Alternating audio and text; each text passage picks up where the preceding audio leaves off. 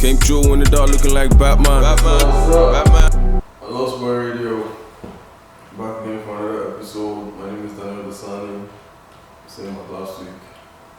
And today, I have a guest, really special guest. I'm just getting to meet him. It's really interesting coming for you guys to meet him. An artist, producer, label head, everything. Revida. Hey. Welcome to the show, bro. Good to be here, man. Cheers. Thank you for coming, first of all. Thank you for having me.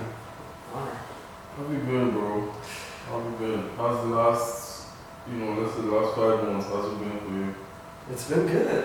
It's been good. I've been picking up a lot of new skills. I've been working on this album I've been working on for a while now. About 1.5 years now. Yeah, so it's really home stretch for me. It's nice. How's this process been? Like, you making an album? whoa. Okay. Yeah. No. It's wow. I think for me, albums is like a big project. Yeah. That you have the smaller one-off songs that you do, but for me, like an album means a lot. It means like a period of my life. Yes. Yeah, I put a lot into it. And so yeah, I feel the process is sort of healing, restoring for you as a person. Like you're getting something out that you've been wanting to say for a while. And on all the other levels, it's just like, trying to become more and more professional with it, trying to become more and more streamlined with the process in terms of like getting the technicalities right, like the songs, and getting to the next level as a producer as well. Cool. I'm guessing you produce your own songs. Yes, like every single day. Yeah. You don't work with no producers or something. I do work with some people in terms of instrumentalists. Oh, so I think that the record I'm talking about right now is really my opening into rock. It's a love album. It's about my whole sort of Tinder experiments. I went horribly wrong. So basically, let me get just Tinder experiences that went wrong. The what? Tinder experiences. Yeah. That went wrong. Yeah. That's what the new album's about. Yeah. It's like looking for love, but like doing horribly wrong. And I feel like I met another artist called Jeremy, who's like on my record label as well. And he's an amazing guitarist, and he kind of introduced me, well maybe not introduced me, but really got me into the rock genre. And so that made me, I just put those two together, and I feel like rock is just like that sort of energy that makes you want to like scream about love and just all those things. So that's what I'm doing right now. But to answer your question, I do definitely work with instrumentalists. I feel like I do a lot myself in terms of electronic production. I went all the way from EDM to hip hop to like rock now. So I know a lot about everything within Logic or DW or anything like that. But I feel like there's something about having a real musician, having a real guitarist, saxophone player, drummer, whatever. It gives a feeling to a song that I feel like you're not really able to reproduce. Could you explain that more? Because I'm also, I don't play any instruments. I'm not really good. I could do something on the piano, like if I practice a lot. Yeah. Sometimes I wonder what it's like, because I know some producers that like to have like a guitar live in the studio and record it like a pen. I wonder, like, you're saying right now, it feels better. It does. How? I think that there's two levels to it, right? I think there's one in terms of like a writing tool.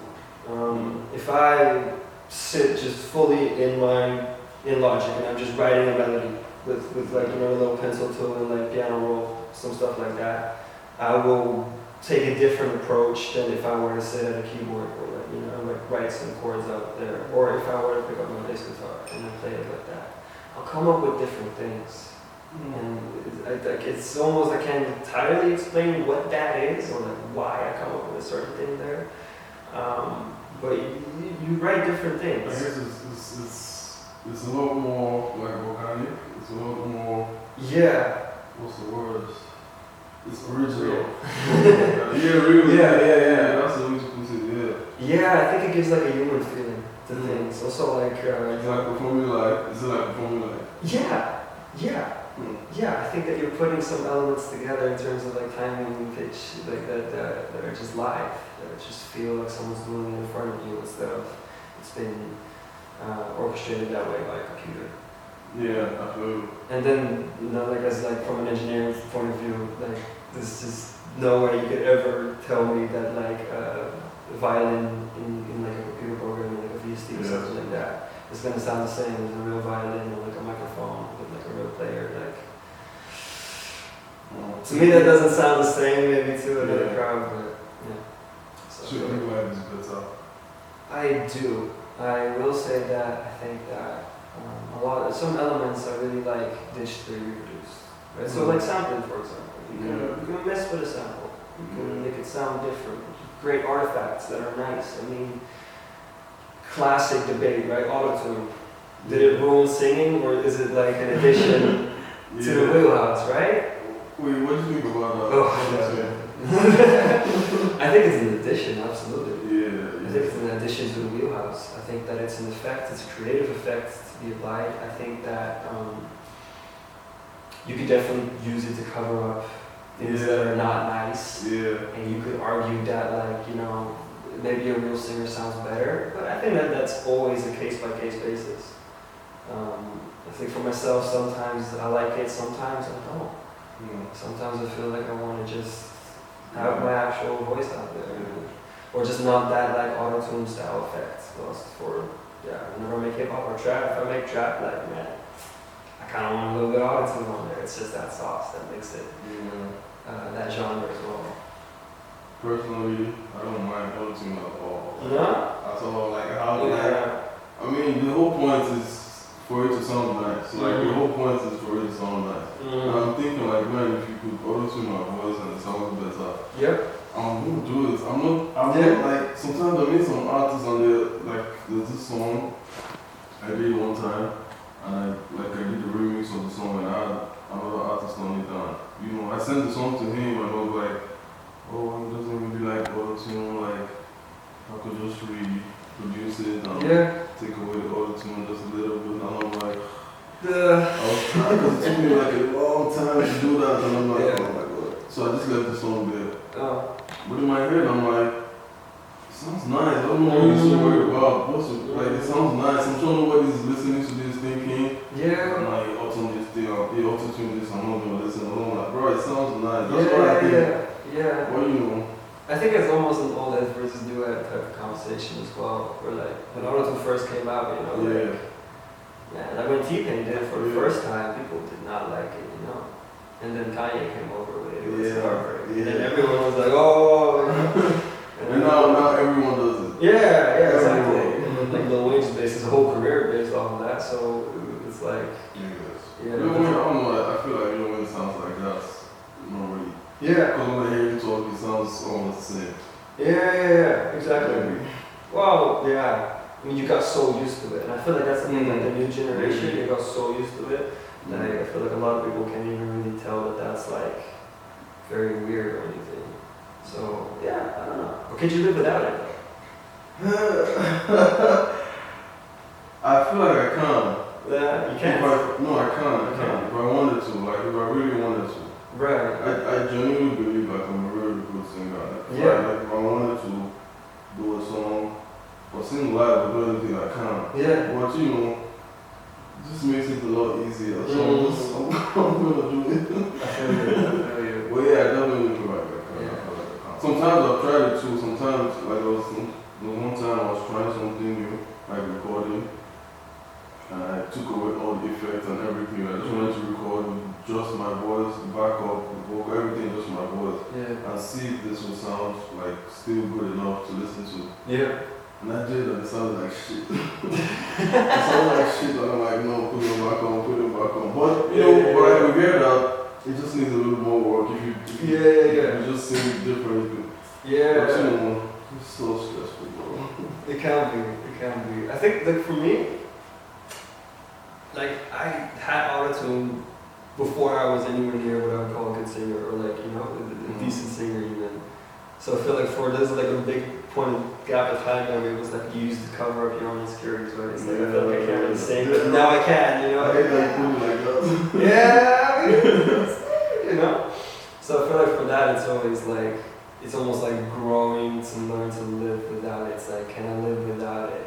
And then I feel like you can use it. Yeah. Then I find if the not only is like the actual result better, like if you can sing better and input auto-tune on it, it sounds better. Let's take away from the music for a while. I feel like I want to know you like personally. Yeah. Like your life, you know, where you from. Yeah. And how it all started. My name is Radio. My real name is David Koning, which means like David the King in Dutch. So that's kind of where I got my artist name from. Wait, how? Okay, so my real name is David. Yeah. And then the VIDA is Yeah. like an anagram, right? So it's like the same letters, but jumbled around. VIDA, that David. It's 4 letters. Oh, okay. In Okay. Spanish, Rey means king. Oh shit. So, Rey Vida is like. King David, something like that. Yeah. Exactly. Shit. Kind of like that. But yeah, anyway, and I kind of started doing music when I was about 15. I was really into gaming at the time. Yeah, me too. And yeah, right? And I was just looking for something. I was just downloading hella games and software and things like that. And one day I downloaded some music software and I was like, okay, that's really dope. And I kind of went with that. And I just totally fell in love with producing. And I already had a big love for music, but I never knew it really went that far into like making music as well. But it did. And when I came to the end of high school, I found this engineering school. I'm an audio engineer, SAE up in Amsterdam. And Wait, what's the name? SAE. Yo, you know what's crazy? I want to apply to that school too. Really? I did, like I sent you an email, they sent me like everything you need, how much it is and everything. I'm like, you know what, I'll get back to it.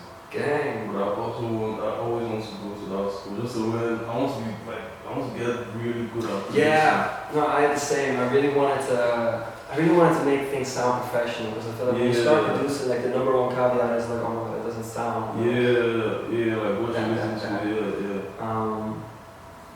And so I really wanted to just reach that like professional sounding thing, and I was already really into sort of making my beats sound as good as possible with like plugins and stuff, and like I was on YouTube all day trying to figure that stuff out. So I was like, yo, if I'm gonna study anything, it's gonna be this. And so I did that, and I did that for 2 years, and it went by like that. It was like, I loved it though. It was like a kid in a candy store. I just had access to these studios, and I had teachers like explaining to me like how do you use microphones, or how do you use like one of those big consoles, you know, how do you operate a studio. And I learned a lot there. And in my mind, I kind of figured like, oh, by the end of that, I'll be like the best engineer in the world. And well, I mean, reality check, like I don't think you will be, probably. I think it's going to take more than 2 years to really be able to do that. Everyone is different, right? But I think that it takes a lot of experience to really get all those little things right. Because that's what mixing is, in my opinion. It's getting a lot of little things right. A lot, oh my god, yes. It's a lot of... Bro, listen man. The last song I recorded, it was so good. Like I recorded it the first time, just the verse, the hook and everything. It was really good. It was one of those, you know, one of those times you record a song and you feel like, oh no, this is different. This one is really good. And then I was already thinking, you know what, I want to put this song out, so let me try and mix it a little bit. And I was mixing it and it just kept getting worse and worse and worse. And I'm like, and you're trying to fix what you did, but it's making it worse. And and then you want to go back, but then you already saved it, and I'm like, man, listen, I spent so much time on the song, and when I was done, I listened to it, and I'm like, fuck. It was even worse than when I started. Yeah. But I just all about getting those little things right. Man, I relate, man. That's exactly what it's like, I feel like, for a lot of people starting. And I feel like getting a couple of concepts through your mind, like perceived loudness versus actual, like an actual meter, an actual volume. It's like something can like sound louder, appear louder, while it's not actually being louder.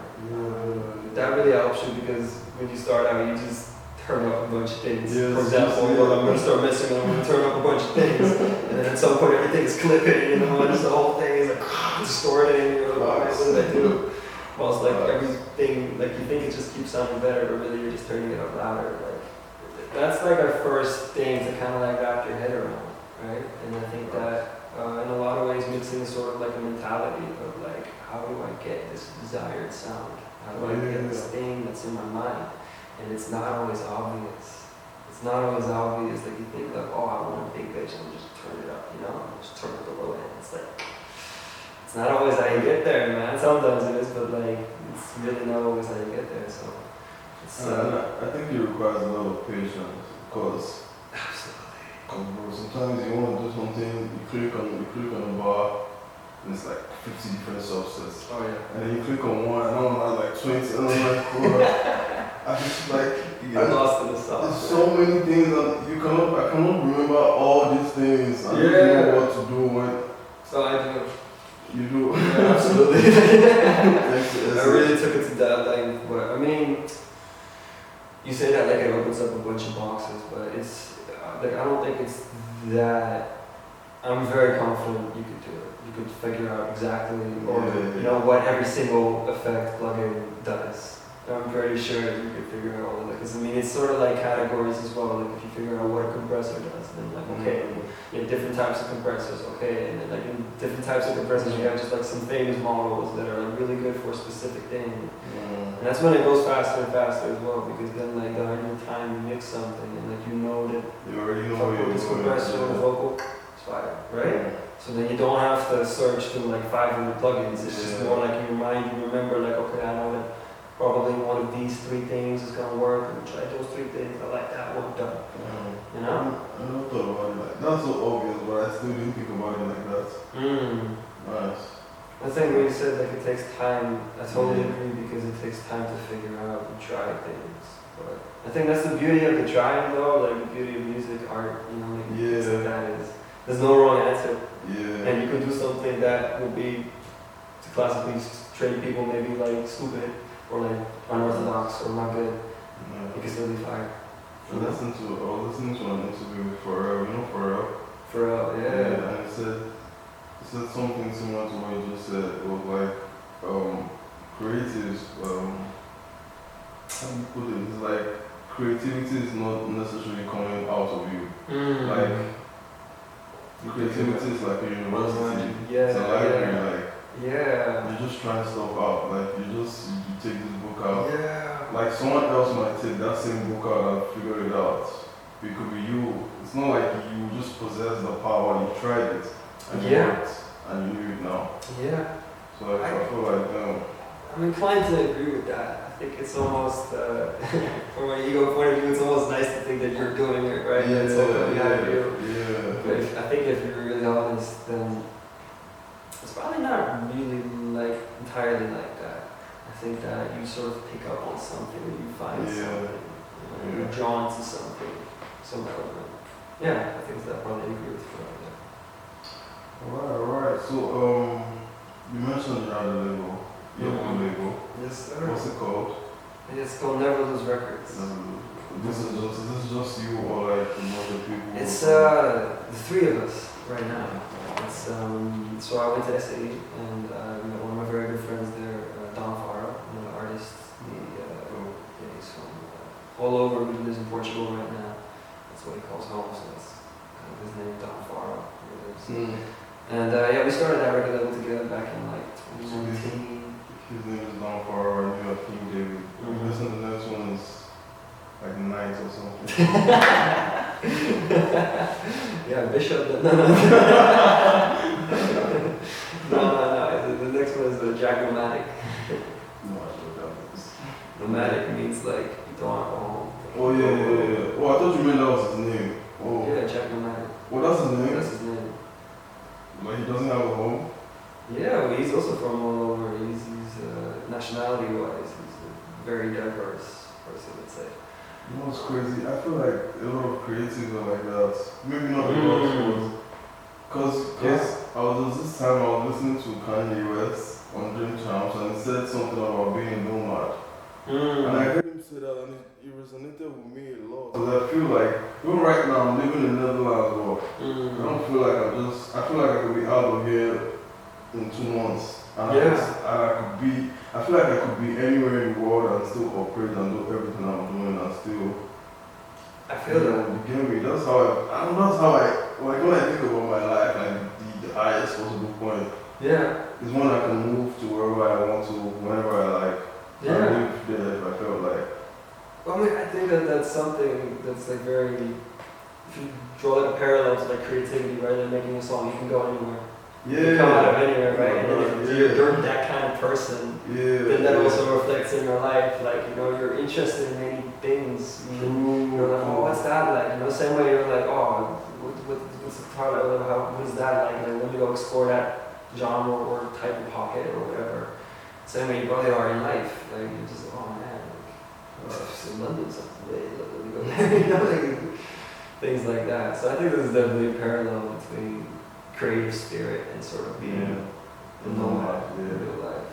But yeah, so Never Lose Records, we started that like back at SAE, and then it kind of just grew. We put out an album, me and Don put out an album together, and the catalog, you know, was sort of like a good starting point for us of what we want to do after that. And after that, we started just sort of collabing with a lot of different people on our network, and really setting up everything that's necessary for a record label in the first place. I feel like you don't even know what to do until you start doing it. So it's like once you put out your first album, it's like then you start thinking, oh my god, I need this and that in place, we need to do this for next time. But I feel like it worked out well. Now it's just been like a long line of like preparation, and we kind of signed Jack and added like a whole new genre to the roster. Don's a little bit more like harder hip hop, trap, drill a little bit. I do a little bit of everything, you know, hip hop with like a pop side to it maybe. And then Jack Lee's like you know, old school rock thing, but old school rock spirit, but also a very modern application. You know, throws my hip hop drums under it and it becomes a whole new thing. So it's exciting to see how that's gonna be received. Yeah, it's just the idea of a label. It's really nice to hear also. I don't meet a lot of people that have that kind of mindset and know to like figure this out right now on our own. Yeah, I think that we probably struggle with like calling it a label per se, because I mean it almost sounds too old school, like you know, like we're saying back money, you know, we're gonna like tell people what's there, you know that we're a label, and it's like it's. But I feel like it wasn't right to call it a collective either. But it's somewhere in between that probably. It's you know, by artists for artists type of thing. Where we also contribute something to this thing that we're all trying to achieve. It's something that we sort of see in each other. It's like, oh, I see your drive. I see you trying to get there, and I'm trying to get there as well. So in that sense, it's let's combine our efforts. Let's combine our specialties to benefit each other. Kind of what we're doing here, I think. Yeah, it sounds like it. Yeah, it's basically the same thing, just with everyone, you know, using their abilities to contribute to the next person. Yeah. We found that we all grow. Yeah, I think that's probably a bigger trend as well. People just being able to be creative nowadays. I mean, we have a lot of tools and things available to us. Yeah. So I feel like people are just coming up from everywhere and being like, yo, we can do this, we can make dope stuff. And I think that it definitely started out kind of lonely for me. Like I was very much bedroom producer, like let me just do this for myself. Like, you know, like, oh, I don't want to share it too much. And just wanna, you know. But then you grow and I feel like it took quite a while for me for like, you know, collaborating with like one other person and then maybe like 2 other people, and then eventually you get to that point where it becomes more natural for you. But that's when something like a label really starts playing. You can play to each other's strengths, and that together you can achieve more. Yes, and faster also. And faster, oh man. Yeah. Well, what are the, do you have like plans for Leo, like let's say in the next 5-10 years? Do you want to? Yeah, absolutely. I'm asking this because, you still release music, like you said, you're working on an album. I know that's one thing, but then having a label on the other side is another thing. Do you think you want to, like, invest in other artists, like sign artists, and then manage their albums and stuff like that? Absolutely. I think that one of the things that started the whole label is like this drive that we saw in each other, but it's really like a more overlying message as well of really wanted to put out meaningful music. I mean, all of our music is based on our life experiences basically, but it's truly profound to all of us. And I think that it's really meant to make a little bit of a difference as well in the people that hear it. And I think that for myself especially, I have a passion for sort of developing artists. I feel like we're so similar. So yeah. I feel like that too. At some point, I want to start my own label. Like I want to tap into other artists. Because, that would get a spark, bro. Yeah, but I really have a passion for like finding people and developing what they're really good at, but especially people that really have a story to tell. Yeah. All of our albums are about like things that went horribly wrong in our lives, or just that were really a life lesson, difficult to overcome almost. And finding those stories, finding diamonds in the rough artists. I think that's really what Never Lose Records is about. And to me, even it's almost cultivated these really deep friendships with everyone on it. Like with everyone that we signed just became like my best friend. So I find it almost hard to picture how to scale this to a level that's like gonna be really big. But I definitely have a lot of aspirations for signing people, and so far it's been a bit effortless because it just keeps happening and coming to me. And I almost can't say no because it means so much to me to develop something. But I think in the next 5 years we'll definitely sign hella more artists. And also just expand what we're doing kind of for each other now, both in terms of making money in different areas, because that's important too. Maybe growing artistically in different areas. That's what nice.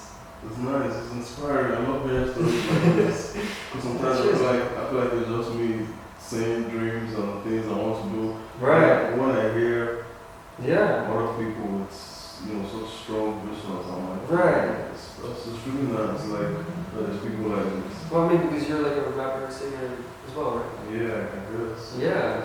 Because I mean, the label started just because like Don, he was a dope rapper, and like I was like producer and like just started to rap. He was pretty scared about it.